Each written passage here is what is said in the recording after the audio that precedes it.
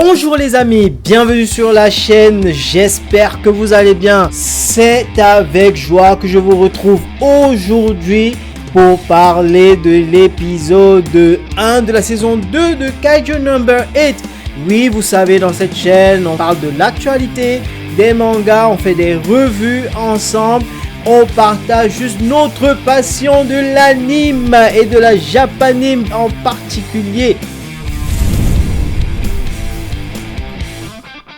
Écoutez les amis, c'est avec joie que je vous retrouve.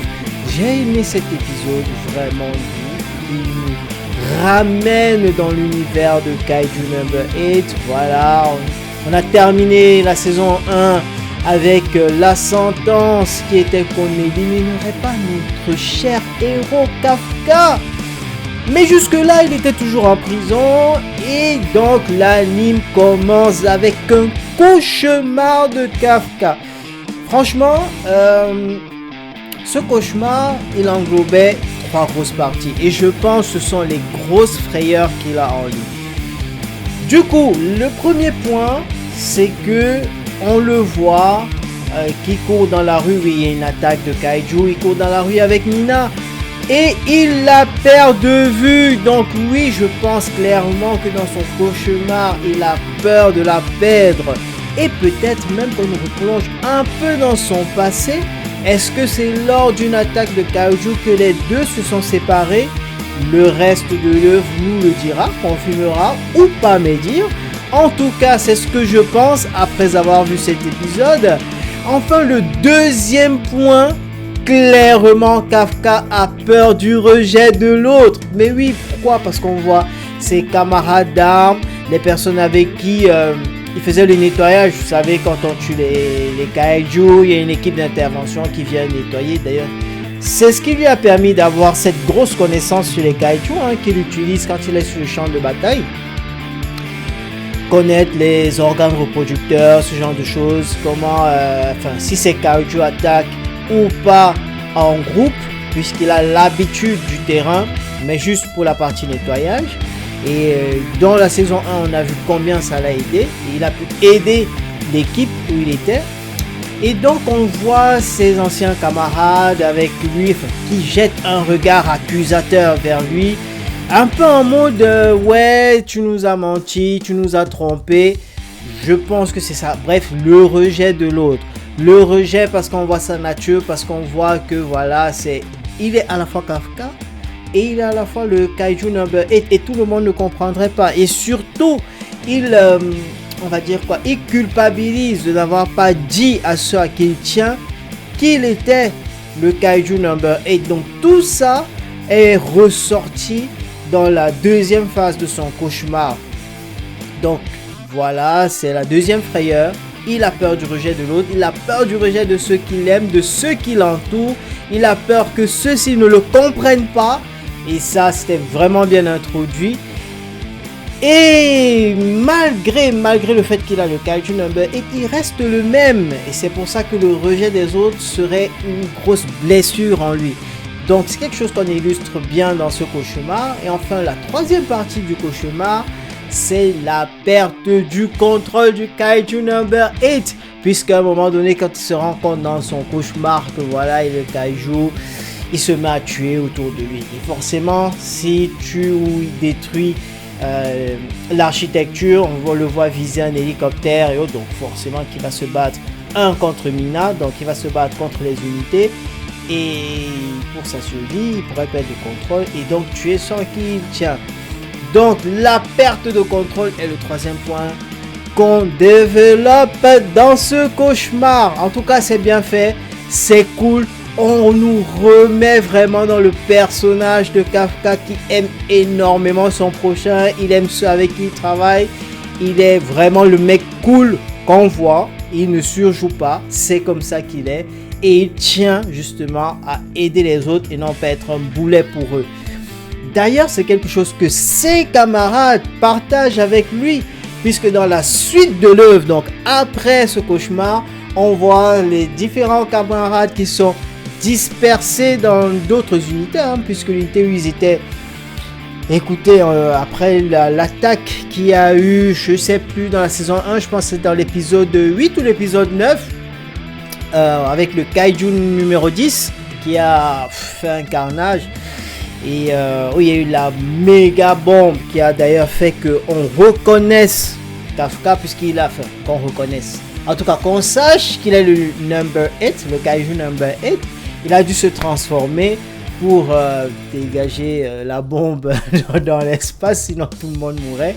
Et il a utilisé son bouclier pour protéger l'équipe qui était derrière lui. Donc, là, il y a un grand... Enfin, en tout cas, l'unité, le site de cette unité-là a été ravagé. Donc, on a un peu dispersé les différents membres de l'équipe. Et ceux-ci sont comme notre Kafka, ils veulent s'améliorer, ils ne veulent pas être des boulets, ils veulent être les meilleurs, ils veulent protéger Kafka parce que oui, s'ils étaient forts, Kafka n'aura pas montré sa forme finale et surtout c'est pour eux qu'il l'a fait. Donc, chacun a cet esprit de revanche en lui et qu'est-ce que c'est beau. Donc voilà. On les suit, on nous montre un peu quelques-uns des personnages qui vont dans leurs nouvelles unités. Et surtout, on fait un gros focus, excusez-moi, mais dis donc, alors voilà, c'est l'émotion. En tout cas, on fait un gros point d'attention sur l'unité 1. Censé être, pas censé, c'est l'unité la plus forte. On en parle à l'international. Le commandant le plus fort. Mais qu'est-ce qu'il dit dans un bordel sans nom.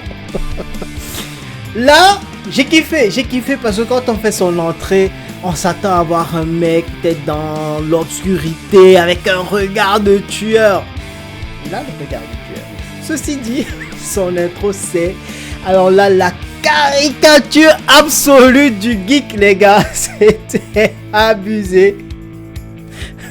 Alors, pas parce qu'on est geek qu'on vit dans la saleté, mais là, lui, pas de rangement, c'était la totale. Pas de rangement dans sa chambre.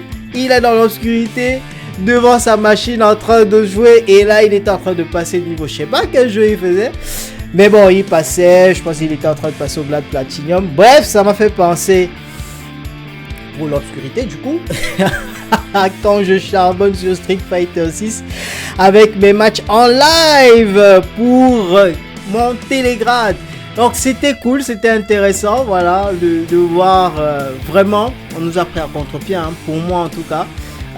Ouais, je m'attendais à autre chose que ça et c'était bien vu. On reste toujours dans cet humour décalé dans l'œuvre. Franchement, c'est quelque chose que j'aime beaucoup. Dites-moi en commentaire si vous aimez ce type d'humour parce que on s'y attend pas, on sait pas quand ils vont lancer la petite pièce qui va nous faire rire, qui va nous faire sortir du sérieux, ce qui mélange vraiment le sérieux, l'humour, c'est super bien fait dans cette œuvre. Je kiffe en tout cas. Et voilà, on le voit et ensuite on dévoile la puissance de l'unité 1, puisqu'il y a un Kaiju qui attaque, on voit qu'ils sont super synchronisés avec les différents ministères, la défense et autres, ils ont un soutien à l'armée et on fait de la chair à pâté du Kaiju et c'était beau, c'était rapide, c'était beau et surtout notre commandant qui veut savoir que tout ce qui l'intéresse c'est la puissance. Alors, tu fais ce que tu veux, vraiment fais ce que tu veux, mais je m'en que tu sois pas que tu sois retardataire, bref, tout ce qui m'intéresse c'est soit puissant. Et on suit d'ailleurs que Kafka est assigné, en tout cas affecté à cette unité 1.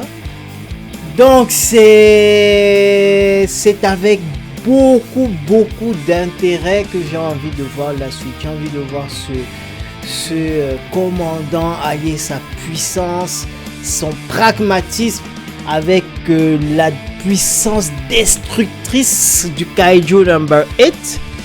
Même si je pense que au-delà de sa puissance physique et tout ce qu'il peut dégager comme énergie, je pense que ses connaissances sur Kaiju, en tout cas j'espère qu'on continuera à développer les connaissances de Kaiju de Kafka, qui permettra aux unités d'en savoir beaucoup plus sur les Kaiju, surtout quand on voit que les Kaiju continuent de progresser et on en sait beaucoup moins finalement, parce que là ils ont évolué et donc il faudrait mieux les étudier pour au mieux les comprendre.